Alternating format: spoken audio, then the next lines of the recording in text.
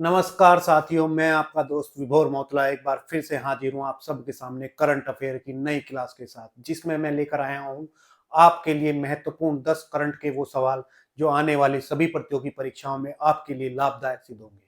और इन करंट के सवाल के साथ हम इनसे जुड़े हुए स्टैटिस्टिक्स जीके और पिछले महीने गुजरे हुए करंट के सवालों को भी रिवाइज करेंगे। चलिए दोस्तों, शुरू करते हैं आज की करंट की क्लास को आज के मोटिवेशन कोटेशन के साथ। आज का मोटिवेशन कोटेशन आपके लिए है, कोशिश कर हल निकलेगा, आज नहीं तो कल निकलेगा। अर्जुन के तीर सा सद, मरुस्थल से भी जल निकलेगा। मेहनत कर पौधे को पानी दे, बंजर जमीन से भी फल निकलेगा। दोस्तों, इन सभी लाइनों का सार यह है कि ये आपके काम के प्रति आपको प्रेरित करती हैं। यानी इन लाइनों का मतलब है कि कितनी भी विकट परिस्थितियां हों, अगर आप लगातार अपने प्रयास को करते रहेंगे, लगातार मेहनत अपनी सफलता के लिए करते रहेंगे, तो एक दिन आप जरूर सफल होंगे, चाहे परिस्थितियां कितनी भी विपरीत क्यों ना हो। तो दोस्तों, अपने प्रयास में एक कदम और बढ़ाते हुए शुरू करते हैं आज की क्लास को आज के क्वेश्चन नंबर 1 के साथ। और आज का पहला क्वेश्चन आप सभी के लिए है, हाल ही में किस देश को आसियान का 11वां सदस्य देश बनाया गया है? अभी दोस्तों क्या हुआ है, अभी जो हमारा आसियान आसियान जो संगठन है,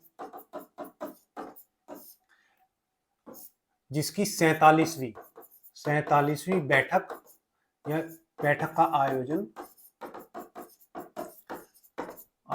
हाल ही में किया गया। और इसका आयोजन कहां पर किया गया? तो इसका आयोजन हुआ कुआलालंपुर मलेशिया में इसका आयोजन किया गया। आपने देखा होगा कि इसमें हमारे जो प्रधानमंत्री मोदी जी हैं वो भाग लिए, कैसे? वर्चुअल माध्यम से भाग लिए। वर्चुअल यानी ऑनलाइन भाग लिया। ठीक है। अब जब ये संगठन इस बैठक का आयोजन कर रहा है, तो ये कौन सा आयोजन है? तो ये इसकी 47वीं बैठक का आयोजन है। अब इस बैठक के आयोजन में इस आसियान संगठन ने क्या किया है? अपना नया सदस्य जोड़ा है। और अब से पहले इसमें 10 सदस्य हुआ करते थे, अब इसमें 11वां सदस्य जुड़ा है। और इस 11वें सदस्य का नाम है तिमोर लिस्ते या ईस्ट यानी पूर्वी तिमोर के नाम से भी हम इसे जानते हैं। तो 11वें सदस्य के रूप में तिमोर लिस्ते यानी पूर्वी तिमोर को इसमें शामिल किया गया है। अब हम बात कर लेते हैं इस आसियान संगठन की। कौन से संगठन की? तो आसियान संगठन की हम बात करते हैं। तो ये जो आसियान है, इसका मतलब है association of south east Asian nation. तो ये इसकी फुल फॉर्म है। अब बात करें इस संगठन की स्थापना कब हुई, यानी इस संगठन को बनाया कब गया? तो बात है 8 अगस्त की। 8 अगस्त 1967। 8 अगस्त 1967 में एक सम्मेलन का आयोजन किया गया, जिसको हम बैंकॉक सम्मेलन के नाम से जानते हैं। बैंकॉक कहां पर है? तो बैंकॉक के थाईलैंड के बैंकॉक में एक घोषणा पत्र जारी किया गया इसके बाद, और उसके द्वारा इन 10 देशों ने मिलकर क्या किया? इस संगठन की स्थापना की। इसका अगर बात करें वर्तमान में इसका मुख्यालय कहां पर है? तो जकार्ता इंडोनेशिया में इसका मुख्यालय है। और ये कैसा संगठन है? तो ये जो हमारे दक्षिण पूर्वी 10 एशियाई देश हैं उनका संगठन है। चलिए एक बार मैप में देख लेते हैं कौन कौन से वो देश हैं। मैप में देखने से आपको अच्छे से समझ आएगा। जैसे कि इसको हम थोड़ा जूम करते हैं। ठीक है। तो हमारा प्यारा भारत हमें मिल गया, और जब हमारा प्यारा भारत हमें मिल जाता है तो सबको हमें ढूंढना आसान हो जाता है। कैसे? अब भारत पर हम क्या बनाते हैं? प्लस का निशान। ऊपर क्या हो गया? नॉर्थ, नीचे हुआ साउथ, इधर हुआ ईस्ट और इधर हुआ वेस्ट। तो भारत के ईस्ट साउथ ईस्ट में कौन कौन से देश हैं? तो यहाँ पर जो ये सर्किल के अंदर आ रहे हैं, ये सारे देश कौन से हैं? ये सारे आसियान देश हैं। इनको हम आसियान देशों के नाम से जानते हैं। अगर बात करूं इनकी शुरुआत में, तो भारत की बाउंड्री से लगा एक देश है जिसका नाम है क्या, म्यांमार। म्यांमार म्यांमार इसका सदस्य हुआ। फिर ये हनोई, हनोई भी इसका सदस्य हुआ। फिर ये हुआ लाओस, लाओस भी इसका सदस्य है। ये थाईलैंड, थाईलैंड हुआ। इधर कंबोडिया, कंबोडिया।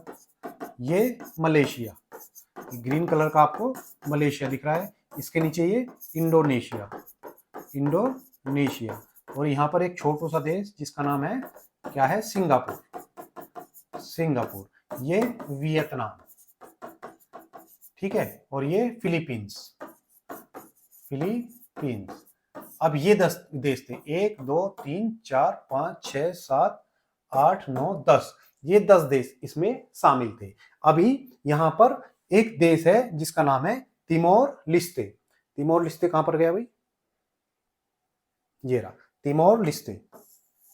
तिमोर लिस्ते जो इंडोनेशिया का आप मैप देख रहे हैं, इसी का एक द्वीप, एक द्वीप पर, जिस पर आधे पर का तिमोर है और आधे पर इधर तिमोर है। और जो उधर का पूर्वी तरफ का तिमोर है उसे हम पूर्वी तिमोर के नाम से जानते हैं, तिमोर लिस्ते के नाम से जानते हैं। दरअसल मामला क्या है, ये जो तिमोर देश है ये 2002 में ही आजाद हुआ है। इस पर लगभग 300 वर्ष पुर्तगालियों ने शासन किया। वही पुर्तगाली जो भारत में सबसे पहले आए थे 1498 में, वास्को डी गामा के रूप में आए और यहीं पर आकर बस गए और सबसे लास्ट यानी 1961 तक भारत में बने रहे। उसके बाद भारत ने उन्हें ऑपरेशन विजय के द्वारा, पुलिस कार्रवाई के द्वारा उनको यहां से भगाया, ठीक है। तो उन्हीं पुर्तगालियों ने यहाँ पर 300 वर्ष राज किया है।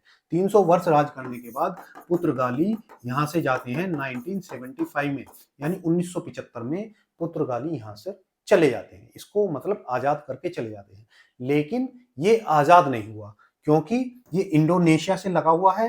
तो 2002 तक इस पर किसका कब्जा रहा, इंडोनेशिया का, इंडोनेशिया के ये अधीन रहा। अब 2002 में ये देश अलग से क्या बना, एक देश, स्वतंत्र देश बना। अब इसकी राजधानी क्या है, तो इसकी राजधानी आपको याद रहेगी, क्या है, दिल्ली। दिल्ली नहीं है, दिल्ली, दिल्ली भी लिखते हैं और इसको दिल्ली भी लिखते हैं, ठीक है। तो ये इसकी राजधानी है। तिमोर लिस्ते 1967 में बने आसियान संगठन का 11वां सदस्य बना है, ठीक है। तो आप ये बातें याद रखेंगे, ठीक है। अब बात करते हैं, हाँ, तो 26 अक्टूबर को ये घोषणा की गई कि ये नया सदस्य बन रहा है इसका, ठीक है। तो ये सारी बातें जो मैंने लिखी आपको यहाँ पर मैंने बता दी। 24 वर्ष ये इंडोनेशिया का गुलाम रहा। चलिए अब रिवीजन के क्वेश्चन देख लेते हैं।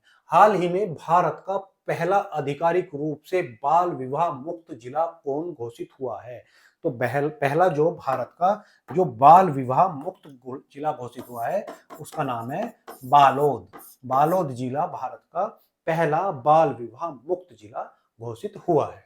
हाल ही में प्रधानमंत्री नरेंद्र मोदी ने आरएसएस राष्ट्रीय स्वयंसेवक संघ के किस अवसर पर डाक टिकट और सिक्का जारी किया, तो आरएसएस के 100 वर्ष पूरे होने पर क्या किया है, इन्होंने सिक्का जारी किया है। हाल ही में ड्रोन कवच अभ्यास किस राज्य में आयोजित किया गया, तो ड्रोन कवच जो अभ्यास है हमारे पूर्वोत्तर राज्य और सबसे पूर्वी राज्य अरुणाचल प्रदेश में आयोजित किया गया है। चलिए, हाल ही में राष्ट्रपति द्रौपदी मुर्मू ने किसे 75 वर्ष सेवा पर विशेष सम्मान प्रदान किया है, तो जो हमारी राष्ट्रपति के अंगरक्षक होते हैं, राष्ट्रपति अंगरक्षक जो होते हैं उनको 75 वर्ष पूरे होने पर सम्मानित किया गया। चलिए, तो ये था हमारा क्वेश्चन नंबर 1। अब देखते हैं हम क्वेश्चन नंबर 2। क्वेश्चन नंबर 2 है हमारा, हाल ही में सऊदी अरब ने किस ऐतिहासिक श्रम प्रणाली को समाप्त किया है।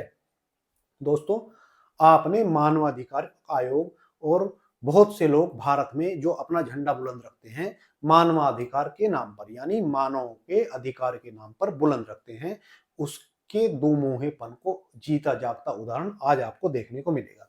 दोस्तों, अभी क्या हुआ है, सऊदी अरब ने एक प्रथा को अभी बंद कर दिया है। अभी प्रथा क्या है, तो ये है कफाला, कफाला प्रणाली, इसको बंद कर दिया है। अब ये कफाला प्रणाली है क्या, इसको समझ लेते हैं। तो किसने बंद किया? सऊदी अरब ने बंद किया। ठीक है, इसके बारे में हम पहले जान लेते हैं। अब ये कफाला प्रणाली है क्या? कफाला एक स्पॉन्सरशिप प्रणाली है जिसकी शुरुआत 1950 में की गई थी। यानी जो लोग मानवाधिकार और लोकतंत्र की बात करते हैं, जो पश्चिमी देश भारत से बोलते हैं कि यहाँ पर लोकतंत्र नहीं है, मानवाधिकार का उल्लंघन होता है ना, वहां पर स्पॉन्सरशिप प्रणाली जिसकी शुरुआत 1950 में की गई, दशक के अधिकांश गल्फ कॉरपोरेशन काउंसिल जीसीसी के देशों में लागू हुई थी।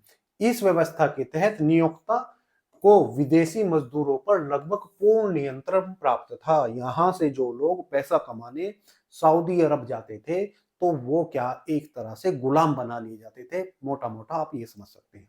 उसको हम खफाला क्या कहते थे? प्रणाली कहते थे। नियंत्रण था विशेष रूप से घरेलू काम, निर्माण और आतिथ्य और स्वच्छता जैसे क्षेत्रों में जो काम करने जाते थे उनको क्या बंधुआ मजदूर के तौर पर ट्रीट किया जाता था। क्या किया जाता था? तो इसमें मुख्य प्रतिबंध क्या थे? तो नियोक्ताओं द्वारा, यानी जो अपने यहाँ मजदूरों को रखता है, जो नौकरी देता है, पासपोर्ट जब्त करना। यानी अगर आप नौकरी करने वहां गए हो तो जो आपका मालिक है, जो आपको नौकरी दे रहा है, वो आपका पासपोर्ट अपने पास रख लेगा और आपको पासपोर्ट यानी जब्त कर लेगा। जब तक उसकी मर्जी रहेगी तब तक आप उसके बंधुआ मजदूर बनकर रहोगे। नौकरी बदलने की अनुमति के बिना कार्य नहीं कर पाना, यानी अगर वो लिखित रूप में आपको ना दे कि आप नौकरी बदल सकते हो तो आप अपनी नौकरी भी नहीं बदल सकते थे वहां पर। ठीक है, देश छोड़ने के लिए लिखित स्वीकृति की आवश्यकता, यानी अगर एक बार आप वहां चले गए, उनके बंधुआ मजदूर बन गए, तो आप अपने देश भी वापस नहीं आ सकते जब तक आपका मालिक ना चाहे। कानूनी और श्रम संरक्षण तक सीमित पहुंच, आप कानून की शरण में भी नहीं जा सकते थे। न्यूनतम वेतन, यूनियन अधिकारों की अनुपस्थिति, यानी आपको जितना मन चाहेगा उतने पैसे देगा, कोई यूनियन नहीं है, यानी आपके मजदूरों के जो यूनियन होती है अधिकारों की, वो भी यहाँ पर नहीं थी।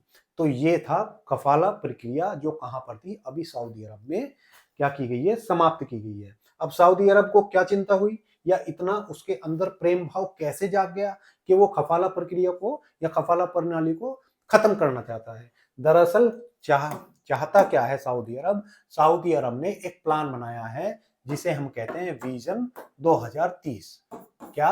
विजन 2030 या विजन 230 सऊदी अरब का ये प्लान है और इसके तहत वो चाहता है कि अपने यहाँ की जो अर्थव्यवस्था है और मानवाधिकार है उनमें सुधार किया जाए। इसके तहत क्या किया जाए? अर्थव्यवस्था और जो मानवाधिकार है, मानवाधिकारों में सुधार करना चाहता है, में सुधार करना चाहता है। तो ऐसा इनके अंदर कौन सा खलीफा जाग गया कि सुधार करना चाहते हैं? दरअसल अब क्या है, जैसे जैसे लोगों को दिख रहा है कि 10 या 20 या मैक्सिमम 30 साल बाद लोगों की तेल पर निर्भरता कम हो जाएगी। अब जब तेल पर निर्भरता कम हो जाएगी तो ये भूखे नंगे देश पहले भी थे, तेल निकलने से पहले, आगे आने वाले समय में भी ये भूखे नंगे होंगे। तो ऐसी स्थिति में ये भूखे नंगे ना हो तो ये अपने यहाँ क्या करना चाहते हैं? मानवाधिकार का चोला ओढ़ना चाहते हैं जिससे यहाँ पर पर्यटन या लोग घूमने फिरने आ सके और यहाँ पर जो पैसे का फ्लो है बना रहे, अर्थव्यवस्था बनी रहे, पहले की तरह ये भिखमंगे ना हो जाए। तो ये इनका पूरा मोटिव है। ठीक है, तो मैंने आपकी इनकी पूरी बात जो है बता दी। तो कौन सी प्रक्रिया हुई? खफाला प्रक्रिया अभी खत्म करने जा रहे हैं। कब लागू हुई थी? तो 1950 में लागू हुई थी और ये सारे जो मानवाधिकार के संरक्षक हैं, जो कश्मीर में भी ये बोलते हैं कि वहां के लोगों पर जुल्म हो रहा है, जबकि हमारे पैसे से खा खा कर कश्मीरियों का पेट इतना मोटा हो गया है। ठीक है ना? लेकिन ये सब क्या है? मानवाधिकार के नाम पर हमारे ऊपर आरोप लगाते हैं जिनके यहाँ खुद के यहाँ मानवाधिकार नहीं है। बात करते हैं सऊदी अरब की। सऊदी अरब जो कहां पर है? तो एशिया महाद्वीप में स्थित है। चलिए फिर से अपने भारत पर पहुंचते हैं, क्योंकि भारत पर बिना पहुंचे हम कहीं नहीं जा सकते। तो ये रहा हमारा प्यारा भारत। प्यारे भारत के हम पश्चिम में अगर चलते हैं तो ये है अरब सागर। कौन सा है? अरब सागर, हिंद महासागर का हिस्सा अरब सागर। और अगर हम इससे और पश्चिम में चलते हैं तो यहाँ पर ये जो आपको प्रायद्वीप दिख रहा है, प्रायद्वीप का मतलब क्या होता है? समुद्र के बीच पानी, पृथ्वी का वह हिस्सा जो पानी से 3 ओर से घिरा हो, उसको हम प्रायद्वीप कहते हैं। तो ये देखिए यहाँ से यहाँ से यहाँ से यहाँ से किससे घिरा है? पानी से घिरा है, और इसीलिए यह विश्व का सबसे बड़ा प्रायद्वीप है। विश्व का सबसे बड़ा प्रायद्वीप कौन सा है? सबसे बड़ा प्रायद्वीप कौन सा? अरब प्रायद्वीप। ठीक है, विश्व का सबसे बड़ा प्रायद्वीप कौन सा है? अरब प्रायद्वीप। इस अरब प्रायद्वीप का सबसे बड़ा देश है जिसका नाम है सऊदी अरब। ठीक है, सऊदी अरब। सऊदी अरब यहाँ का सबसे बड़ा देश भी है। इस सऊदी अरब की राजधानी क्या है? रियाद। रियाद यहाँ की राजधानी है, और यहाँ की मुद्रा यानी करेंसी क्या है? तो रियाल यहाँ की करेंसी है। और यहाँ के जो प्रिंस हैं या राजकुमार हैं, राजकुमार, इनका नाम है बिन सलमान। वैसे तो बहुत बड़ा नाम है, पर आपको याद रखने के लिए इतना ही काफी है, क्योंकि इनका इतने लंबे लंबे नाम होते हैं। नाम याद करते करते क्वेश्चन पेपर छूट जाएगा, तो आप इतना ही याद रखें, बिन सलमान। ठीक, अब बात करें सऊदी अरब की, तो सऊदी अरब में मुख्यतः दो रेगिस्तान पाए जाते हैं। वैसे तीन है, पर मुख्यतः दो हैं। एक का नाम है रब अल खाली, रब अल खाली, रब अल खाली, और एक है उल नैफूद, नैफूद। तो ये दो रेगिस्तान यहाँ पर पाए जाते हैं। अगर करें इसके भौगोलिक स्थिति की बात, तो एक तरफ इसमें कहां से जुड़ रहा है? तो ये फारस की खाड़ी, किससे? फारस की खाड़ी से जुड़ता है। और एक तरफ ये लाल सागर, लाल सागर से अपनी सीमा साझा करता है। लाल सागर, और ये हो गया हमारा अरब सागर। लाल सागर और अरब सागर के बीच यहां पर है अदन की खाड़ी, अदन की खाड़ी। ठीक है, जो लाल सागर का हिस्सा है, और अरब सागर का हिस्सा है, और अदन की खाड़ी को लाल सागर से जोड़ने वाली जो ये जल संधि है, इसको हम कहते हैं बाब अल मंदेव, मंदेव जल संधि। ठीक है, वो जल संधि क्या होती है? मैंने आपको कई बार बताया है। जल संधि वो सकरा भाग, वो सकरी पानी की नाली जो दो पड़े पानी के जल को आपस में मिला दे, उसको हम जल संधि के नाम से जानते हैं। तो इसके इधर हो गई बाबे मंडल। और अगर बात करें फारस की खाड़ी और यहाँ पर ओमान की, ये ओमान की खाड़ी जो भी किसका हिस्सा है? अरब सागर का हिस्सा है, ओमान की खाड़ी। और इन दोनों को बीच में जोड़ने वाली ये जो जल संधि है, इसका नाम है, क्या नाम है इसका? तो फारस की खाड़ी को जोड़ने वाली ये हॉर्मोज, क्या नाम है इसका? हॉर्मोज जल संधि।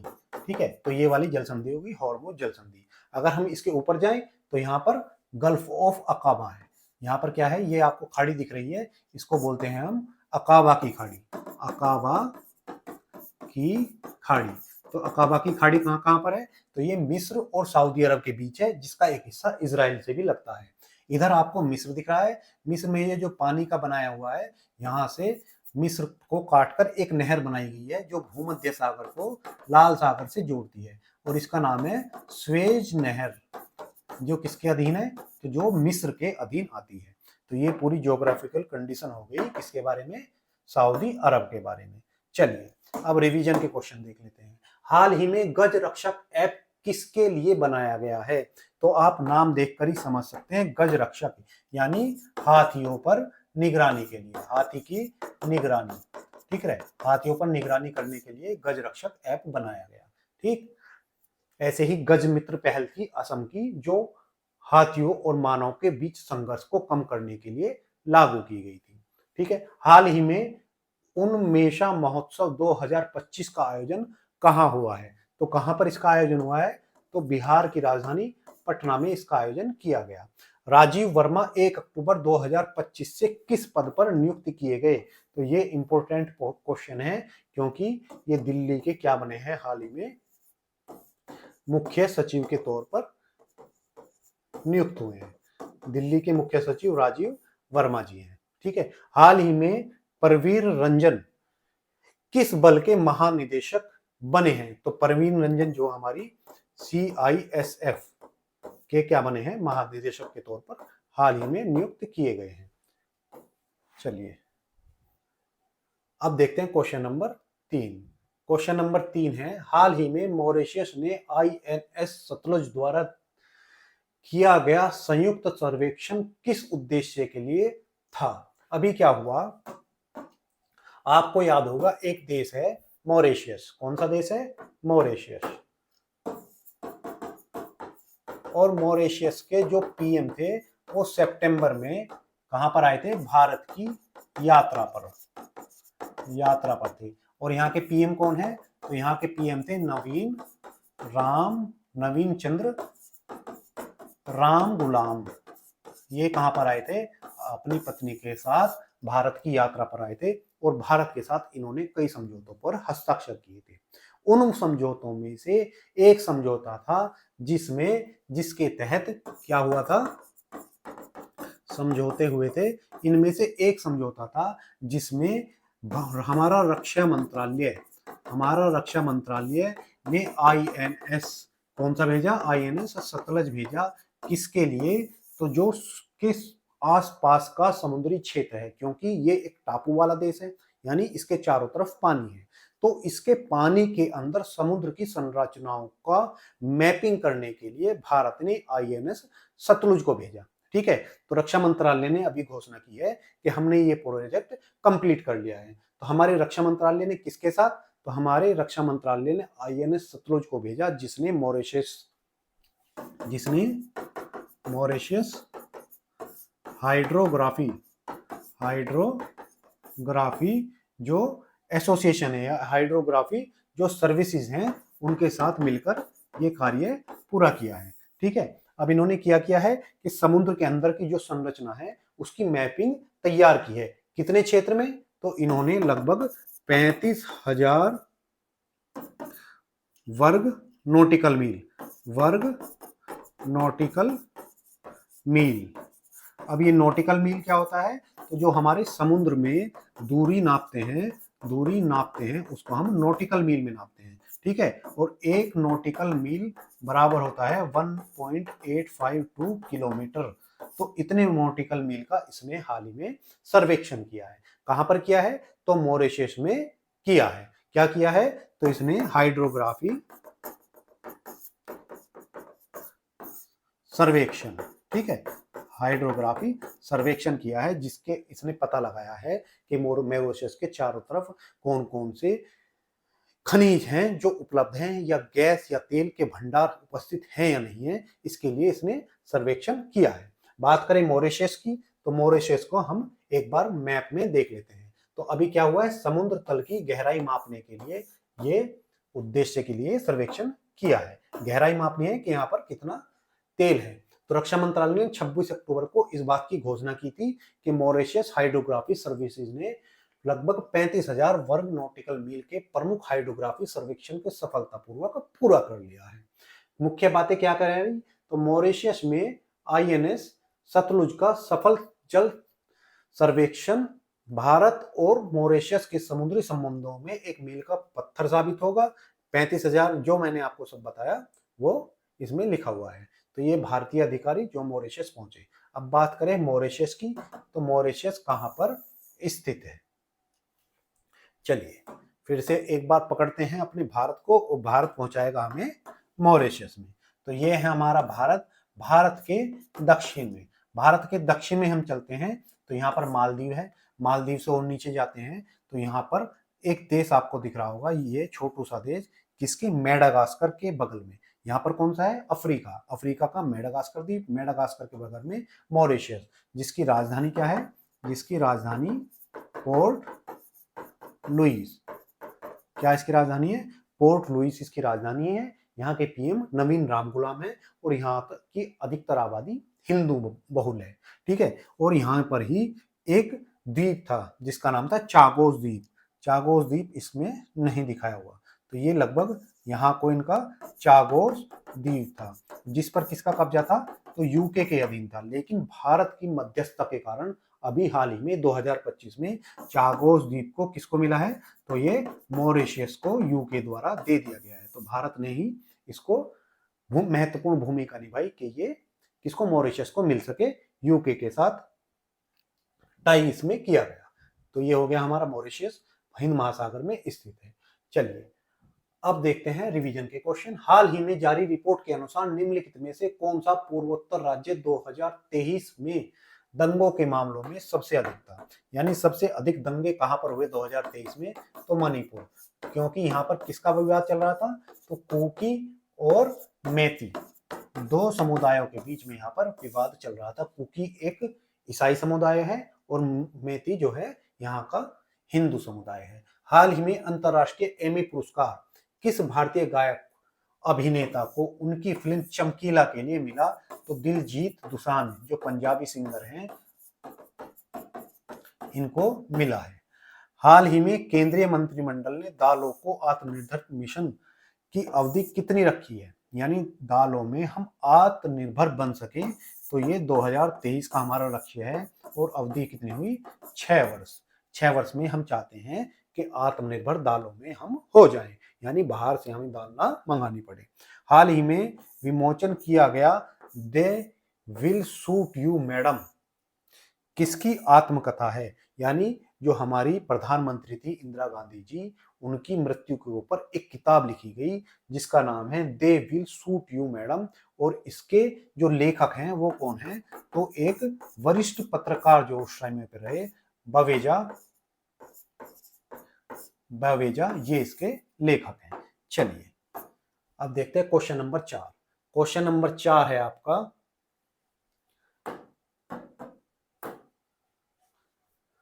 नासा द्वारा हाल ही में पुष्टि किए गए पृथ्वी के नए अस्थायी अर्धचंद्रमा का नाम क्या है? अभी क्या किया है, जो अमेरिका यानी यूएसए की अंतरिक्ष एजेंसी है, अंतरिक्ष एजेंसी, जिसका नाम क्या है? नासा। ठीक है, नासा द्वारा अभी क्या हुआ है कि पृथ्वी के एक अस्थायी चंद्रमा की खोज की गई है। मतलब इन्होंने क्या निकाला है कि जो हमारे पृथ्वी है इसका एक उपग्रह है जिसका हम क्या कहते हैं? चंद्रमा कहते हैं। ठीक है, ये इसका उपग्रह है, यानी जो पृथ्वी के चारों ओर परिक्रमा करता है। अब इन्होंने कहा है इसका एक अस्थायी, यानी स्थायी नहीं है, लेकिन अभी इसका एक दूसरा चंद्रमा उपस्थित हो गया है और उसका नाम इन्होंने रखा है 2025 PN7। अब ये है क्या? तो ये कोई पृथ्वी का चंद्रमा वंद्रमा नहीं है। ठीक है, ये क्या है, जैसे हमारे यहाँ पर ये सूर्य है, क्या है? सूर्य। ठीक है, अब सूर्य से पहला ग्रह कौन सा है? तो बुध, उसके बाद शुक्र, उसके बाद पृथ्वी, फिर मंगल, फिर यहां पर आती है एस्टेरॉयड बेल्ट यानी क्षुद्र ग्रह पेटी, उसके बाद बृहस्पति, शनि और फिर दो ग्रह अरुण और वरुण। ये वाले जो ग्रह हैं ये क्या कहलाते हैं? बाह्य ग्रह। और ये वाले 4 ग्रह क्या कहलाते हैं? आंतरिक ग्रह। ठीक है, अब ये जो पृथ्वी है सूर्य के चारों ओर परिक्रमा करती है। अब इस पृथ्वी की परिक्रमा कौन करता है? तो चंद्रमा करता है। अब यहां पर जो एस्टेरॉयड बेल्ट है, एस्टेरॉयड बेल्ट में से छोटे छोटे उपग्रह या ग्रह हैं जिन्हें हम ग्रह की श्रेणी में नहीं रखते, उन्हें हम क्षुद्र ग्रह कहते हैं। तो यहाँ पर क्या है? क्षुद्र ग्रह बेल्ट, क्षुद्र ग्रह पेटी यानी क्षुद्र ग्रह बेल्ट है। अब यहाँ से कोई उपग्रह आ गया और वो क्या है? सूर्य की परिक्रमा कर रहा है। परिक्रमा कर रहा है उसी पथ पर परिक्रमा कर रहा है, उसी पथ के सापेक्ष जैसे पृथ्वी करती है। यानी अगर मैं आपको ये बनाकर दिखाऊं कि ये हो गई हमारी सूर्य। अब सूर्य के चारों ओर क्या हो रहा है कि पृथ्वी क्या कर रही है? परिक्रमा कर रही है। अब इसी के समानांतर एक क्षुद्र ग्रह आ गया है और ये भी ऐसी सूर्य की परिक्रमा कर रहा है। तो ये इसका पथ हो गया, ये पृथ्वी हो गई और ये क्षुद्र ग्रह हो गया। तो ये पृथ्वी के बराबर चल रहा है। तो कभी ये पृथ्वी के बराबर आ जाता है तो ऐसा लगता है कि पृथ्वी के उपग्रह की तरह व्यवहार कर रहा है, इसीलिए इसे अस्थायी चंद्रमा का नाम दिया गया है। अब इसका नाम क्या है? तो PN7 इसका नाम रखा गया है। ठीक है, तो ये बात आपको समझ आई होगी। तो ये है क्या? यह है एक क्षुद्र ग्रह, सीधे पृथ्वी की परिक्रमा नहीं करता बल्कि सूर्य की परिक्रमा ऐसी कक्षा में करता है जो लगभग पृथ्वी की कक्षा से मेल खाती है। यानी अगर पृथ्वी चल रही है सूर्य के चारों तरफ तो ये भी बराबर में चल रहा है। तो देखने में ऐसे लगेगा जैसे एक तो चंद्रमा चल रहा है और एक ये हो गया, तो ये भी पृथ्वी का जैसे उपग्रह है, लेकिन उपग्रह नहीं है, ये एक क्षुद्र ग्रह है जो सूर्य की परिक्रमा कर रहा है, लेकिन कक्षा इसकी पृथ्वी के समानांतर है। ठीक है, इसी कारण पृथ्वी के आसपास चलता प्रतीत होता है, हालांकि वास्तव में स्वतंत्र रूप से क्या है, अंतरिक्ष में घूम रहा है। ठीक है, यह एक दोस्ताना धावक की तरह ट्रैक के साथ दौड़ रहा है, यानी दो लोग जो समानांतर दौड़ रहे हैं तो ऐसी पृथ्वी के बगल में एक ट्रैक पर ये दौड़ रहा है और सूर्य की परिक्रमा कर रहा है। अब इसका नाम जो दिया गया है PN7 दिया गया है। आप यहाँ पर देख रहे होंगे पृथ्वी के बगल में ये चल रहा है, जैसे पृथ्वी चल रही है तो ये भी चल रहा है। तो किसने खोजा है? नासा ने खोजा है। ठीक है, तो किसके द्वारा खोजा गया? नासा के द्वारा खोजा गया। ठीक, अभी हमारे यहाँ पर जो एजेंसी है, कौन सी एजेंसी है वो तो बताना पड़ेगा। तो भारत की अंतरिक्ष एजेंसी का नाम क्या है? इसरो। ऐसे ही जापान की अंतरिक्ष एजेंसी का नाम क्या है? जाक्सा। ऐसे ही यूरोप की एक अंतरिक्ष एजेंसी का नाम क्या है? ESA। कनाडा की स्पेस एजेंसी का नाम क्या है? CSA। ऐसे ही रूस की स्पेस एजेंसी का नाम क्या है? तो रोस कोसमोस। तो ये उनकी अंतरिक्ष एजेंसियों के नाम हुए। अगर मैं बात करूं, भारत ने अभी हाल ही में घोषणा की है कि वो 2035 तक क्या कर देगा? अपना अंतरिक्ष स्टेशन क्या करेगा? बना देगा। अंतरिक्ष स्टेशन जैसे पृथ्वी से लगभग 100 किलोमीटर ऊपर दूर 4 BHK का कमरा है, जिसे हम ISS यानी इंटरनेशनल स्पेस स्टेशन के नाम से जानते हैं, जो 2011 में किनके द्वारा मिलकर बनाया गया? तो USA की नासा, तो इनके द्वारा मिलकर बनाया गया था। ऐसा ही भारत चाहता है कि भारत का अंतरिक्ष स्टेशन हो जहां पर पृथ्वी से लोग जाएं और जाकर वहां पर रहें और शोध करें। तो कब तक बना लेगा? 2035 तक बना लेगा। ऐसे ही 2040 तक भारत ने लक्ष्य रखा है कि चंद्रमा पर मानव को उतारने का। ठीक है, क्या करने का? उतारने का, यानी उस पर वॉक कराने का भारत ने लक्ष्य रखा है। ऐसे ही भारत ने 2027 में अपना गगनयान मिशन भेजने का लक्ष्य रखा है, यानी वो तो चंद्रमा पर उतारना है, पैदल चलाना है, लेकिन अंतरिक्ष की मानव को सैर कराने का लक्ष्य 2027 तक रखा है। इसी के तहत अभी व्योम मित्र अभी लॉन्च करने वाला है इसरो। तो ठीक है, ये हुई पूरी जानकारी आपको अंतरिक्ष के बारे में। अभी जो महत्वपूर्ण क्वेश्चन बनने वाले थे मैंने वो आपको सभी लिखवा दिए। हाल ही में R रामचंद्रन संग्रहालय किस राज्य में खोला गया है? तो ये केरल में खोला गया है। हाल ही में भारत का ISSA पुरस्कार किस क्षेत्र में मिला? तो भारत को सामाजिक सुरक्षा के क्षेत्र में, यानी सामाजिक सुरक्षा जो भारत ने बढ़ाई है लोगों की, उसमें मिला। हॉरोन इंडिया रिच लिस्ट 2025 में भारत के सबसे अमीर व्यक्ति कौन है? तो ये हमारे मुकेश अंबानी जी हैं। अंबानी जी हमारे सबसे क्या है? अमीर व्यक्ति हैं। हाल ही में 11 वर्ष पूरे किए मन की बात कार्यक्रम की शुरुआत कब की गई थी? तो इसकी शुरुआत हुई थी जब हमारे प्रधानमंत्री जी 2 अक्टूबर के बाद 3 अक्टूबर पहुंचे 2014 में। ठीक है, तो 3 अक्टूबर 2014 से शुरू किया गया। अब देखते हैं क्वेश्चन नंबर 5। हाल ही में विज्ञान रत्न पुरस्कार किसे मरणोपरांत प्रदान किया गया है? ठीक है, तो किसे प्रदान किया गया है ये हम देख लेते हैं। तो अभी क्या हुआ, हमारे यहाँ पर जो विज्ञान का सर्वोच्च सम्मान है, तो हमारे यहाँ पर भारत सरकार ने क्या किया है? भारत सरकार ने 26 अक्टूबर 2025 को, ठीक है, जो हमारे देश के सर्वोच्च वैज्ञानिक सम्मान की घोषणा की है। ठीक है, क्या की है? घोषणा की है। अब इसमें कहा गया है कि किन किन लोगों को विज्ञान रत्न मिलेगा, यानी 4 श्रेणियों में ये पुरस्कार दिए जाते हैं जो देश के सर्वोच्च वैज्ञानिक सम्मान होते हैं। ठीक है, इनको हम किस नाम से जानते हैं? तो इनको हम राष्ट्रीय वैज्ञानिक पुरस्कार के नाम से हम इनको जानते हैं। और इस बार 2025 के ये पुरस्कार दिए जा रहे हैं। ये किनको मिलते हैं? तो यह पुरस्कार विज्ञान, नवाचार और प्रौद्योगिकी के क्षेत्र में असाधारण योगदान के लिए ये पुरस्कार दिए जाते हैं। अब ये 4 श्रेणियों में ये पुरस्कार दिए जाते हैं। इस बार का जो विज्ञान रत्न पुरस्कार है वो किसे मिला?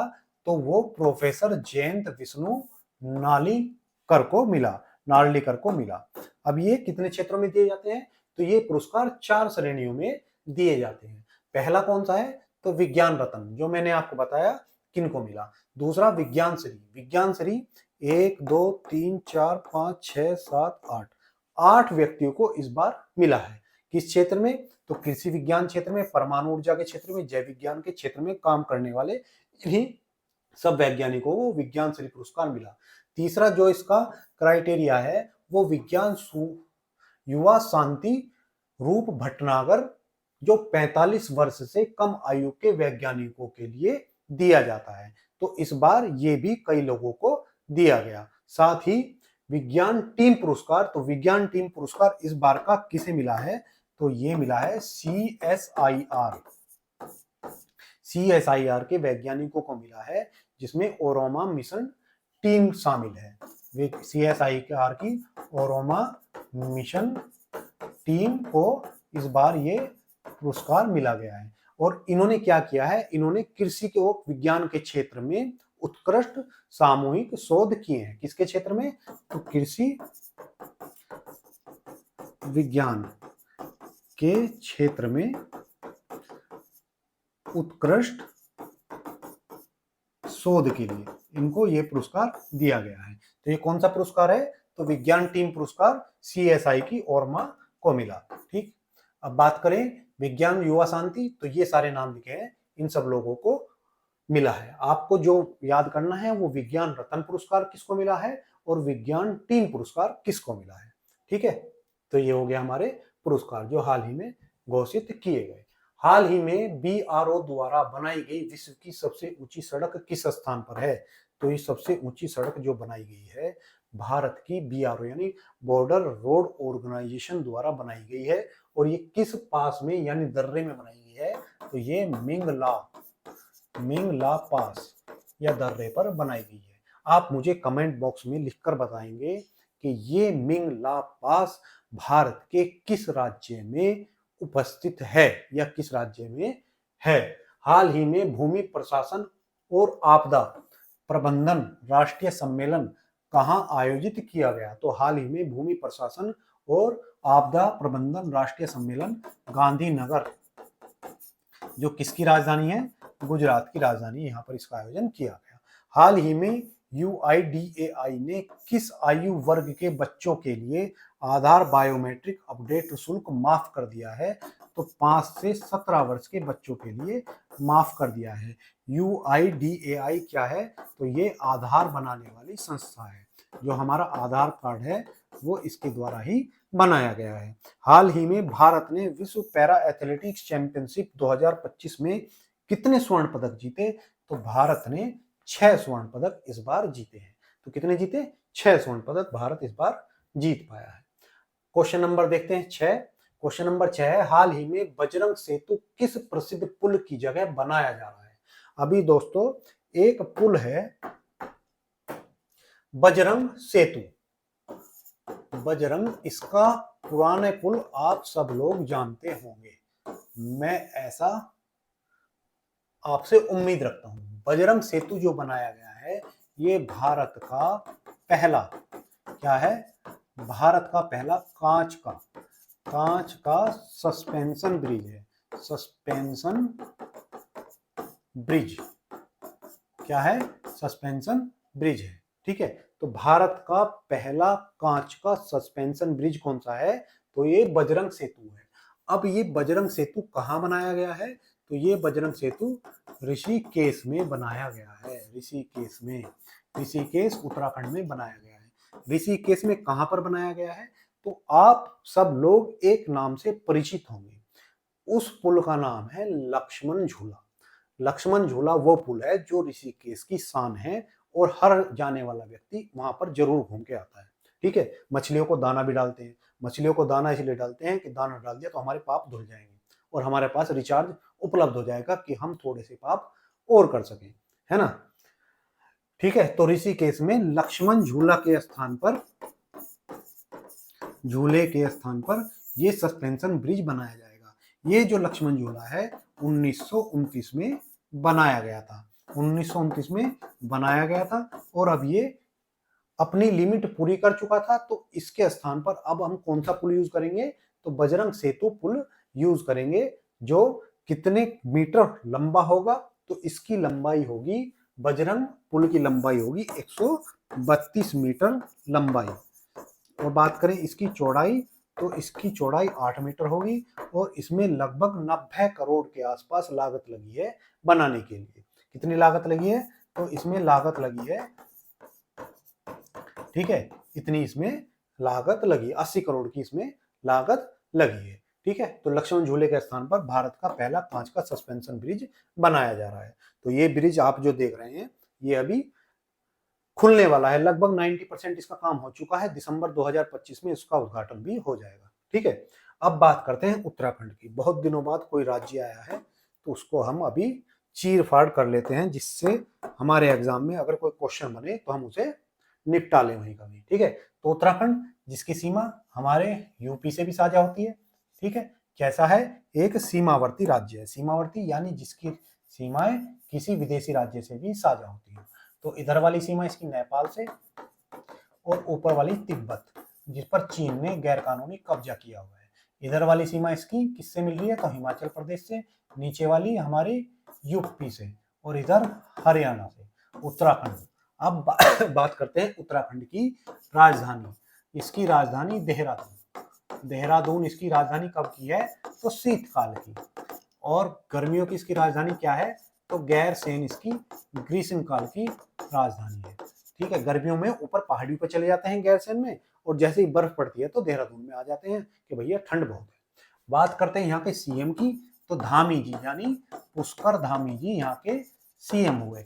अगर बात करें यहाँ के राज्यपाल, तो राज्यपाल यहाँ के हैं जो गुरमीत सिंह। क्या नाम है? तो गुरमीत सिंह यहाँ के राज्यपाल हैं। ठीक है, अगर बात करें यहाँ के त्योहार की, तो यहाँ पर कौन कौन से त्योहार मनाए जाते हैं? तो हरेला, हरेला त्योहार यहाँ का सबसे प्रमुख है। आप याद रखेंगे हरेला उत्तराखंड का है, वहीं छत्तीसगढ़ में हरेली कहां पर मनाया जाता है? छत्तीसगढ़ में मनाया जाता है। ठीक है, तो हरेला यहाँ पर मनाया जाता है। कहां पर? तो उत्तराखंड में मनाया जाता है। एक यहाँ पर जो महत्वपूर्ण त्योहार है वो है अन्नकूट त्योहार। ठीक है, अन्नकूट त्योहार भी यहाँ पर मनाया जाता है।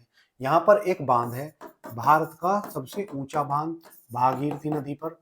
भागीरथी नदी पर भारत का सबसे ऊंचाई पर स्थित बांध कौन सा है?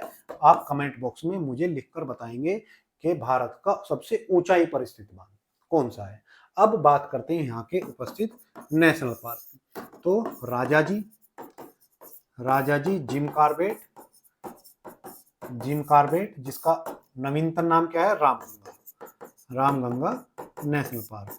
ठीक है, जिम कॉर्बेट हुआ, और नंदा देवी,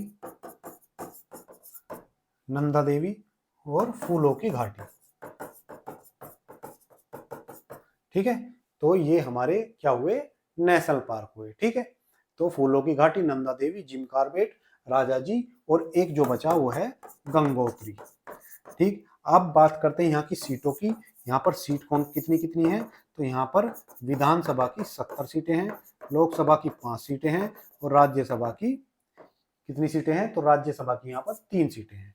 राज्यसभा की 3, लोकसभा की 5 और विधानसभा की 70 सीटें यहाँ पर उपस्थित हैं।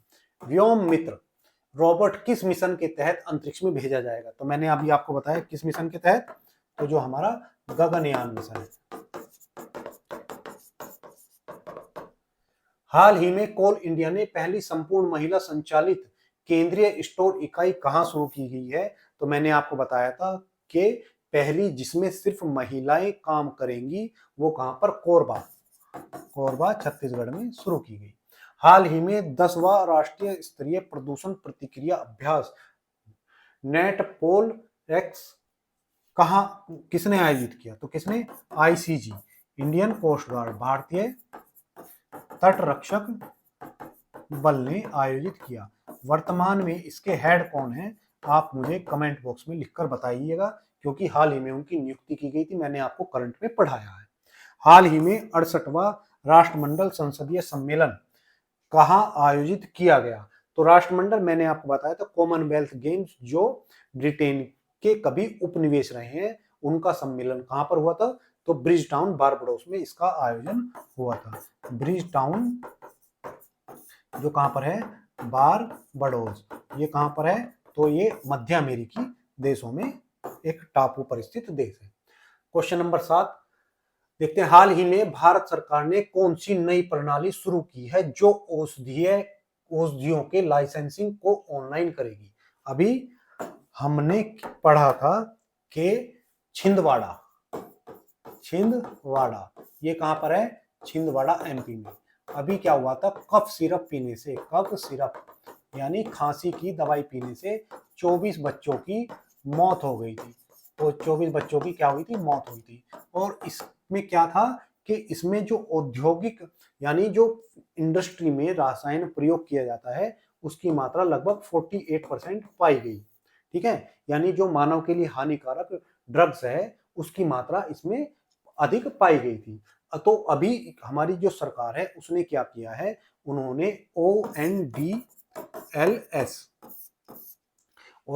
यानी ऑनलाइन राष्ट्रीय औषधि लाइसेंसिंग प्रणाली जारी की है। क्या की है? ऑनलाइन नेशनल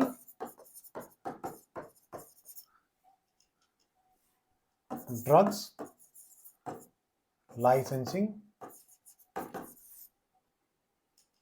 सिस्टम ये जारी किया है, यानी ऑनलाइन राष्ट्रीय औषधि लाइसेंसिंग प्रणाली जारी की है जो ऑनलाइन माध्यम से दवाइयों पर नजर रखेगी कि कौन कौन से ड्रग इसमें मिलाए गए हैं और कौन कौन से बेचने लायक हैं और कौन कौन से बेचने लायक नहीं है। हाल ही में मैंने आपको पढ़ाया था कि जो हमारे WHO ने इनको विशेष कैटेगरी में डाला था और उन पर प्रतिबंध की बात कही थी, निगरानी सूची में डालने के बाद प्रतिबंध की बात कही थी। तो इसके आगे भारत ने कार्रवाई करते हुए ये एक ऑनलाइन क्या किया है?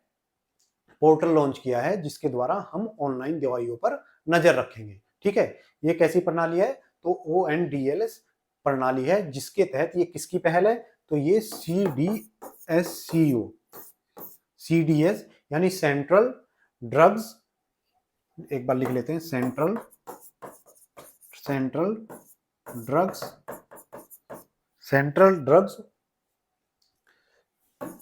Standard control organisation.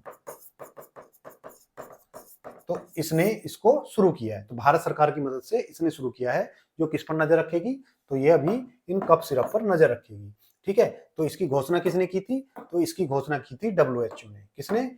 WHO world health organisation, जिसकी स्थापना 7 अप्रैल 1948 को हुई थी। ठीक है, पिछली बार मैंने 48 लिख दिया तो कई बच्चे बोल रहे थे 45 लिख दिया था, तो 48 है। और इसके जो हेड हैं वो कौन है? तो टेड्रोस एडनॉन इसके हेड हैं। और इसका जो मुख्यालय है, हेडक्वार्टर कहां पर है? तो जेनेवा स्विट्जरलैंड में इसका मुख्यालय है। ठीक, चलिए हमने अपनी गलती सुधार दी WHO वाली। तो ठीक है, तो क्यों जरूरी है? जिससे हम जो बच्चों की मौत हुई है ऐसी दुर्घटना दोबारा ना हो, इसके लिए भारत सरकार ने शुरू किया है।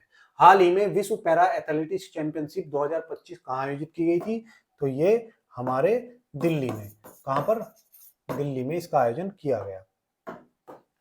हाल ही में दक्षिण पूर्वी एशिया का पहला कोरल क्रायो बैंक किस देश में लॉन्च किया गया? कोरल यानी परवाल भित्ति, और ये कहां पर? फिलीपींस। कहां पर? तो फिलीपींस में, ठीक है, आयोजित किया गया, बनाया गया है। हाल ही में मेरा भारत राष्ट्रीय सेवा योजना पुरस्कार किस संस्थान द्वारा प्रदान किए गए? तो ये हमारे पीएम मोदी जी द्वारा प्रदान किया गया, ठीक है। किसके द्वारा? तो हमारे पीएम मोदी जी द्वारा। संस्थान कौन सा है? तो युवा मामले एवं खेल मंत्रालय द्वारा ये प्रदान किए गए। हाल ही में किस देश में 12,000 वर्ष पुराना मानव चेहरे वाला टी आकार का स्तंभ खोजा गया है? तो ये तुर्की है, जिसकी राजधानी अंकारा है और इसकी मुद्रा क्या है? लीरा है, ठीक है। यूरोप का मरीज भी इसे कहते हैं और यूरोप और एशिया दोनों में स्थित है, वहां पर खोजे गए। चलिए क्वेश्चन नंबर 8, हाल ही में NHAI ने 3D सर्वेक्षण और AI आधारित निगरानी के लिए कौन सा वाहन इस्तेमाल किया? तो अभी क्या हुआ है जो हमारे NHI है, यानी national highway authority of India, national highway जो हमारे यहाँ राष्ट्रीय राजमार्ग बनाती है, वो संस्था है ना, national highway authority of India ने 3D सर्वेक्षण यानी 3D सर्वेक्षण और AI आधारित, आर्टिफिशियल इंटेलिजेंस आधारित निगरानी के लिए, निगरानी कैसी कि सड़कों में गड्ढे हैं कि नहीं, सड़कों की कंडीशन कैसी है, इन सब की निगरानी के लिए एक नेटवर्क सर्वे वाहन INVS नाम का एक वाहन लॉन्च किया है। इसके द्वारा क्या करेंगे? ये सड़कों पर ये वाहन है जो आसपास के क्षेत्र में सड़क पर कैसी व्यवस्थाएं हैं उसकी निगरानी करेगा। भारतीय राष्ट्रीय राजमार्ग प्राधिकरण द्वारा इसकी निगरानी की जाएगी और उन्होंने ये गाड़ी निकाली है, क्योंकि हमारे यहाँ जो ये अथॉरिटी है, राष्ट्रीय राजमार्ग बनाने की जिम्मेवारी सरकारी तौर पर इसी को दी जाती है, ठीक है। हाल ही में किस शहर ने प्रधानमंत्री मोदी ने 19,650 करोड़ रुपए की लागत से अंतरराष्ट्रीय हवाई अड्डे का उद्घाटन किया है? तो ये कहां पर किया था? तो नवी मुंबई में। हाल ही में नोवी इंडिया मोबाइल कॉन्फ्रेंस का उद्घाटन किसने किया? तो नोवी मोबाइल इंडिया का उद्घाटन किया हमारे पीएम मोदी जी ने। हाल ही में केंद्रीय गृह मंत्री अमित शाह ने किस ईमेल प्लेटफॉर्म को अपनाया? तो इन्होंने जोहो मेल, ठीक है, को अपनाया। 2025 में भारत की कुल बिजली उत्पादन में सौर ऊर्जा की हिस्सेदारी कितनी है? तो हमारी कुल बिजली के जो उत्पादन है उसमें 9.2 हम सौर ऊर्जा से उत्पादन करते हैं। हाल ही में कार्तिक आर्यन को गूगल क्लाउड के किस पद पर नियुक्त किया गया है? तो अभी इनको मुख्य तकनीकी अधिकारी बनाया गया है। किसको बनाया गया? तो जो हमारे कार्तिक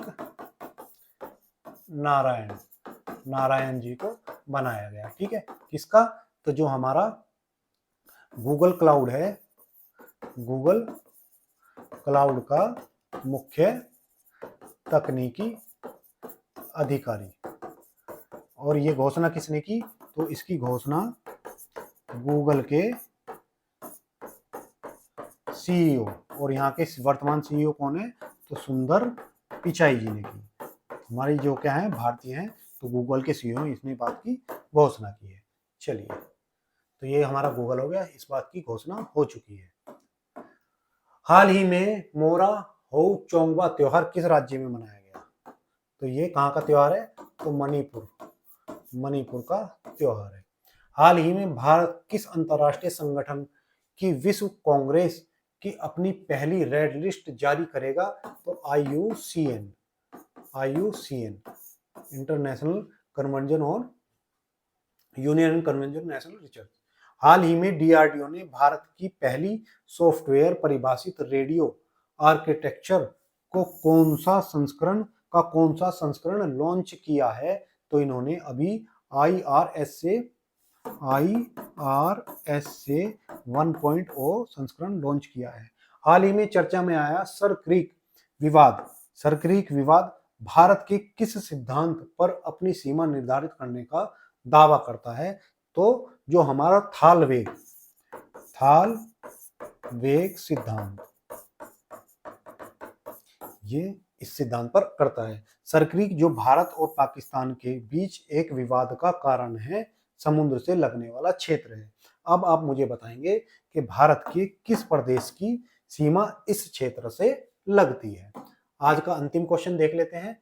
हाल ही में वनडे क्रिकेट में भारत के लिए सर्वाधिक रन बनाने वाले तीसरे बल्लेबाज कौन बने हैं? तो अभी हमारे रोहित शर्मा जी का लौंडा तीसरे स्थान पर पहुंच गया है। सबसे पहले सचिन तेंदुलकर जो विश्व में नंबर 1 है, किसमें? वनडे क्रिकेट में सबसे अधिक रन बनाने में। और इन्होंने कितने बनाए हैं? 18,426 रन ये बना चुके हैं। कितने? 18,426। इनके बाद नंबर आता है इसका विराट कोहली का। भारत के विराट कोहली भारत की ओर से दूसरे सबसे ज्यादा रन बनाने वाले खिलाड़ी हैं और इन्होंने 14,181 रन बनाए हैं। अब रोहित शर्मा तीसरे नंबर पर आ गए हैं और रोहित के रन कितने हैं? तो इन्होंने 11,249 रन बनाए हैं, 249। और इन्होंने पीछे किसको छोड़ा है?